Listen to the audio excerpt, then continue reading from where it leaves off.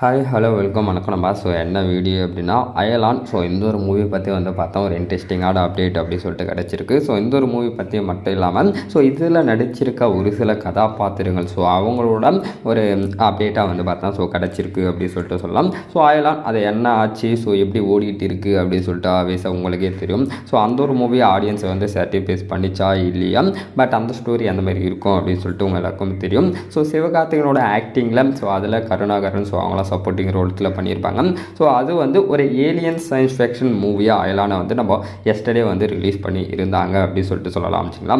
இப்போ அயலான் மூவியில் முக்கியமான ரோலில் நடித்த நம்ம கருணாகரன் பார்த்தோம்னா சப்போர்ட்டிங் ரோல்ஸில் ஒரு சில படங்களில் நடிச்சிட்டு இருந்தாலும் அவரே ஒரு ஃபுல் ஃபுட்ஜாக ஒரு லீட் கோலாக ஒரு மூவியில் பார்த்தா நடிச்சிருக்காரு. அதை நடிச்சு முடிச்சிட்டாரு அப்படின்னு சொல்லிட்டு சொல்லலாம்.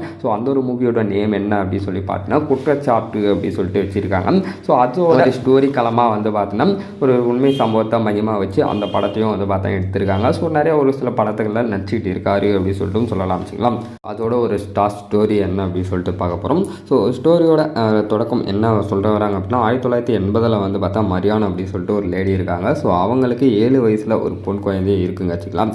அவங்க டெய்லியும் பார்த்தீங்கன்னா ஸ்கூலுக்கு போயிட்டு அந்த பொண்ணு வந்துக்கிட்டே இருக்காங்க. ஒரு நாள் அவங்களோட ஃப்ரெண்டு கூட பார்த்தா ஸ்கூலுக்கு போகிறாங்க. போகிற வழியில் பார்த்தீங்கன்னா அவங்க காணாமல் போயிருக்காங்க. அவங்களோட ஃப்ரெண்டு மட்டும்தான் பார்த்தா ஸ்கூலுக்கு போகிறாங்க. மறுபடியும் வீட்டுக்கு திரும்ப வர சொல்ல பார்த்தா அவங்களோட ஃப்ரெண்டு தான் வராங்க. பட் அவங்க வீடு பார்த்திங்கன்னா கரெக்டான டைமுக்கு சேரலை. அவங்க மரியாதை அவங்க பார்த்தா வெயிட் பண்ணி பார்க்குறாங்க. ஒரு டைமில் பார்த்தா போலீஸ் கிட்ட பார்த்தா சொல்கிறாங்க இந்த மாதிரி நடந்திருக்கு அப்படின்னு சொல்லிட்டு. அப்போ விசாரணையில் பார்த்திங்கன்னா மரியாதை அவங்க வீட்டு பக்கத்தில் இருக்கிற ஒருத்தவங்க பார்த்தீங்கன்னா அந்த குழந்தையை கடத்திட்டாங்க அப்படின்னு சொல்லிட்டு பார்த்தா தெரிய வருது. கடத்திட்டு அவங்கள பாலியல் துன்புறுத்தும் பண்ணியிருக்காங்க. அவங்கள கொண்டுட்டு இருக்காங்க அப்படின்னு சொல்லிட்டு தெரிய வருது. அவங்களுக்கு பார்த்தா கேஸ் போட்டு உள்ள தள்ளுறாங்க.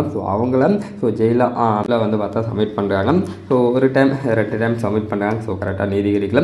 3rd டைம் அவங்கள பார்த்தா ஆஜர்படுத்தல பார்த்தோம்னா நம்ம மரியான். அவங்க என்ன பண்ணுறாங்க அப்படின்னு சொல்லி பார்த்தீங்கன்னா கையில் ஒரு கன்னோடு பார்த்தா உள்ளே போகிறாங்க.